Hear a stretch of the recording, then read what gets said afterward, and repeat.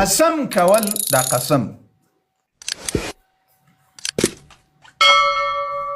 لا الله نه بغیر دا په بخاری کې دا روایت ده، په مسلم شریف کې ده، په سنن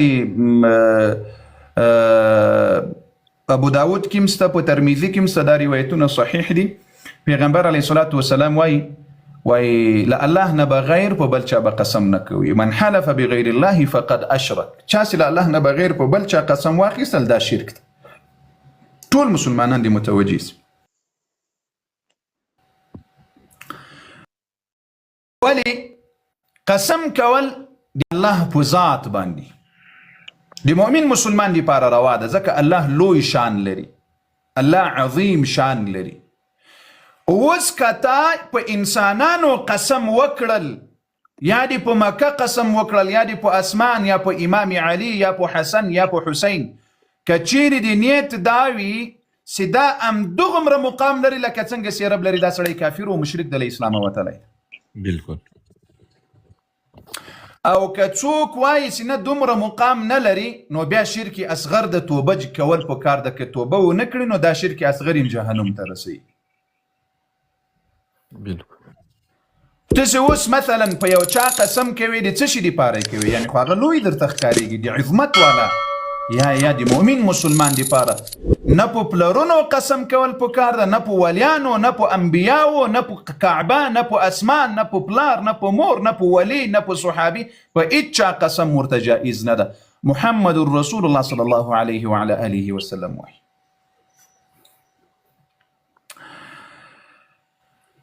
او بعضی انسانان دی محبت په خاطر قسم ور باندې کوي، سدام شرک ده. ګوریا یو څوک لا الله نه بغیر لبل چا سره دومره محبت وکړي لکه څومره محبت له الله سره لري، دام شرک ده، ناروا ده، جایز نه ده. ومن الناس من يتخذ من دون الله اندادا يحبونهم كحب الله. و انسانانو کې بعض داسې انسانان شته چې له الله نه بغیر نور انسانان دي ځان دپاره داسې محبت کوونکي جوړ کړي دي لکه له الله سره چې محبت کوي. والذین آمنوا اشد حبا لله. او د مؤمنانو شان دا ده چې له الله سره به تر هر څه زیات محبت کوي. اوس ګورئ موږ له انبیاو سره محبت کوو، د الله دپاره یې کوو، د الله په شان محبت ورسره نه کوو. متوجه یې خبرې ته؟ له صحابه سره محبت کوو، د الله دپاره محبت ورسره کوو، لیکن داسې محبت ورسره نه کوو لکه د الله جل وعلا سره چې ده. له اهل بیت ورسره لبل داسې محبت چې له الله جل وعلا سره یې لرو، له بل چا سره داسې محبت په کار نه ده. ځکه الله وایي والذین آمنوا اشد حبا لله. مؤمنان باید ډېر زیات وي له رب سره په محبت کې. اوس دا د قسم ځای ته راځو. ټول شی روافض له الله نه بغیر په امامانو قسمونه کوي، په اهل بیتو قسمونه کوي، په بل چا. اوس به د دوی عقیده درته ښیم د اهل بیتو خلاف. مخکې مې دا خپرونه درته کړې وې، ځل بیا درته وکړم چې ښه مو سر خلاص.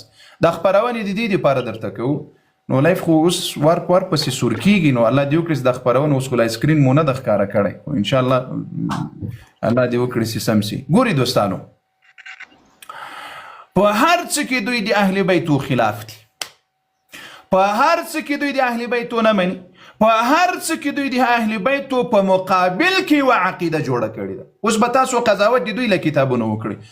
دا مې درته ویلي اوس اهل بیت د موږ دي، الحمدلله. د اهل بیتو چې کومه عقیده ده دا د ما ده، د اهل بیتو چې کومه عقیده ده دا د موږ ده، د اهل سنت چې کومه عقیده وه هغه د اهل بیتو وه. له کوم ځای یې راخیسه؟ له قرآن او له پیغمبر نه یې راخیسه علیهم الصلاة والسلام.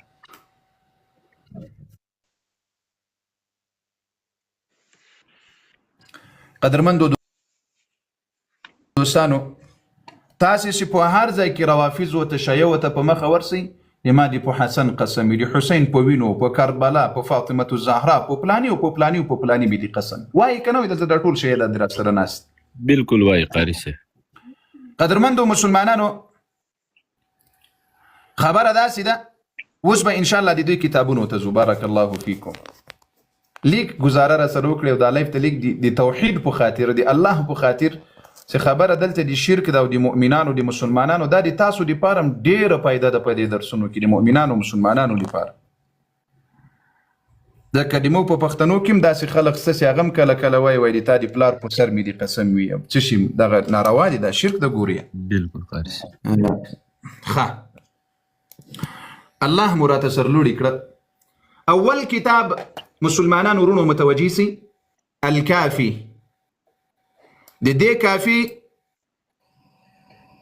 المجلد 14 درته معلومیږي په دې سکرین باندې قاری صاحب محترم ښکاري 14 جلده الکافي دا د دې تر ټولو معتبر کتاب ده دلته به ښه درته ښکاره سي او دا ټول مؤمنان در سره ولیکي شیه و تاسې ته مهم در سره ولیکي الکافي 14 جلده فروع الکافي ده برخه دی کافي دی فروع ده د دې کتاب 248 صفحه ده 248 صفحه ده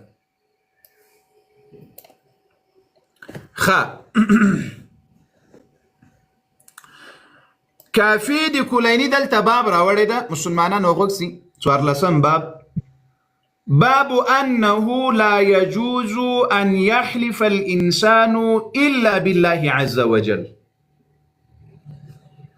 لا الله نه بغیر په بل چا قسم کول دا وی جائز نه ده علي ابن ابراهيم اول نمبر روایت په دې باب کې معلومیږي درته دوستانو علي ابن ابراهيم عن ابيه عن ابن ابي عمرو يا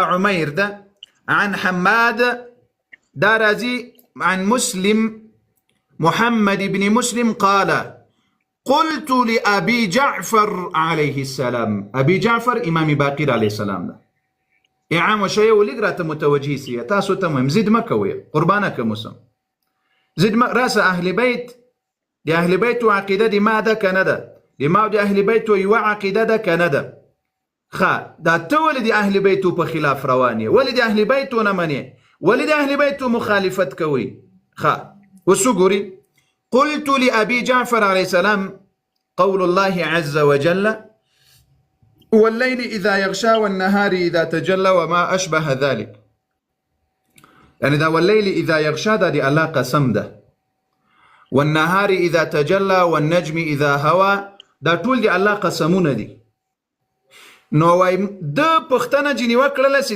دغه دی الله جل وعلا دا قسمونه په څه خاطر اخیستلی دي فقال امام باقر علیه السلام څور توای فقال ان الله عز وجل ان يقسم من خلقه بما شاء يعني دي الله جل وعلا خپل خوکه ده چې په هر مخلوق قسم اخیستل وادخلی وليس لخلقه ان يقسموا الا به الله اكبر او دي مخلوق دي پاره دا روان نه ده سلا الله نه بغیر په بل چا باندې قسم وکړي نعره تکبیر الله اکبر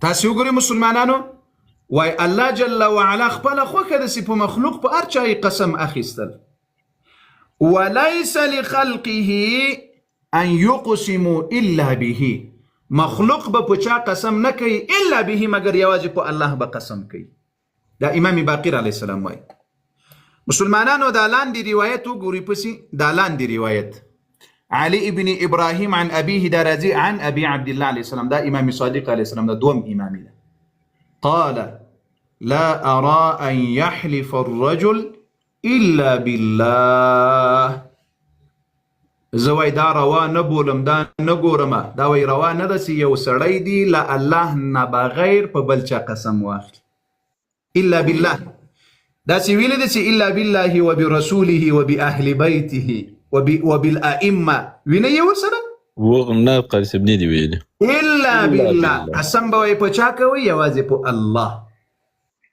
شک دوم امام